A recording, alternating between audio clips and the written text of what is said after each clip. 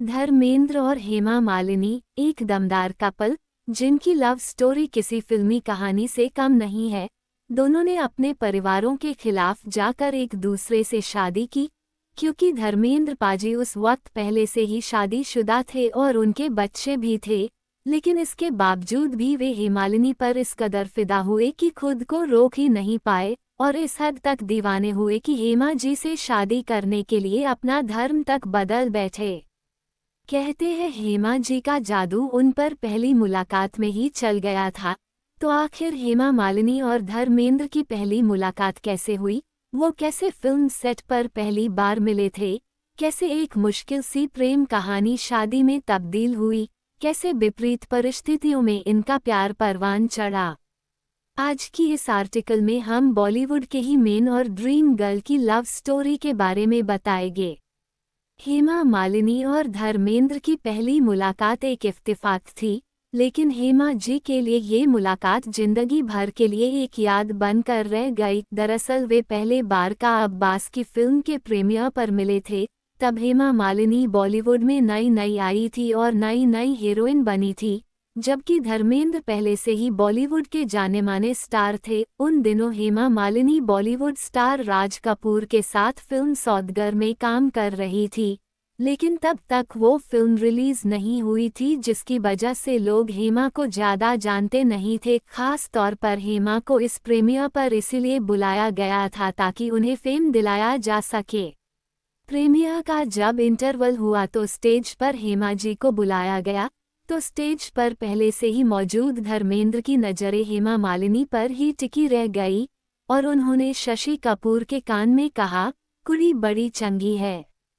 हालांकि धर्म पाजी का ये कॉम्प्लीमेंट हेमा जी को भी सुनाई दिया, लेकिन उन्होंने इसे इग्नोर कर दिया और आगे बढ़ गई।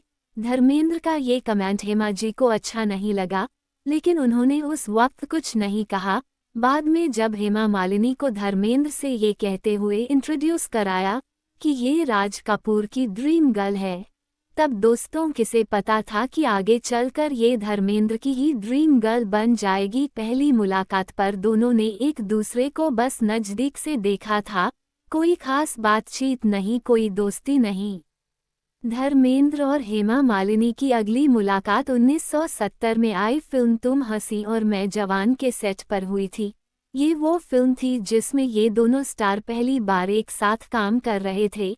यहीं से दोनों की दोस्ती की शुरुआत हुई थी और धीरे धीरे बातें और फिर लंबी लंबी बातें होना शुरू हो गई। दोस्ती गहरी होती चली गई। हेमा जी और धर्म जी एक दूसरे से खुल के बातें करने लगे। करियर ग्रोथ और पर्सनल लाइफ दोनों पर ही एक दूसरे को सलाह देने लगे।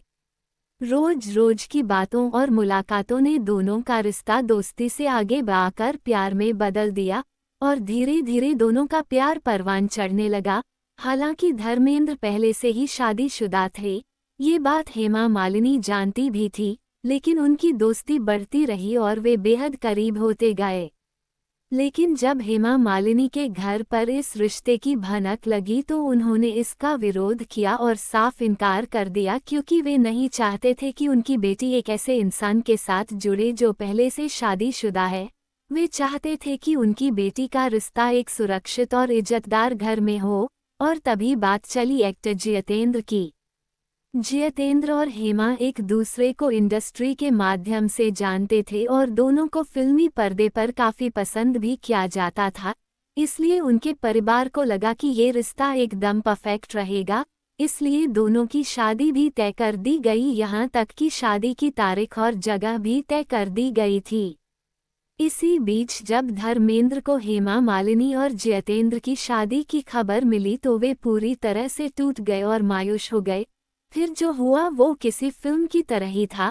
धर्मेंद्र वहां पहुंच गए जहां जितेंद्र और हेमा की मुलाकात होनी थी, लेकिन उससे पहले ही धर्मेंद्र एंट्री मारी और कहा जाता है उसी वक्त उन्होंने हेमा को अपने दिल की बात कह दी कि वे हेमा को बेइंतहा मोहब्बत करते हैं और किसी भी कीमत पर खोना नहीं चाहते। हेमा जी तो पहले से ही उनके लिए वही प्यार कर फीलिंग रखती थी, इसलिए उन्होंने भी तय किया कि अब वो जिंदगी अपने दिल की आवाज़ सुन के जिएगी, न कि परिवार और समाज की।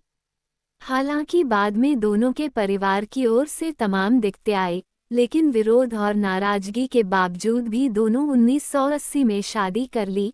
भले ही बाद में धर्मेंद्र की पहली शादी चलती रही, हेमा जी भी अपनी गरिमा और अपने फैसलों पर डटी रही। वे अपनी दोनों बेटियों ऐशा और अहाना के साथ अलग रहती रही। वे कभी भी धर्म पाजी के साथ उनके परिवार में रहने नहीं गई और धर्मेंद्र भी उनके साथ रिश्ता निभाते रहे, और इस तरह दोनों ने जमाने के सामने अपने प्यार की मिसाल पेश की।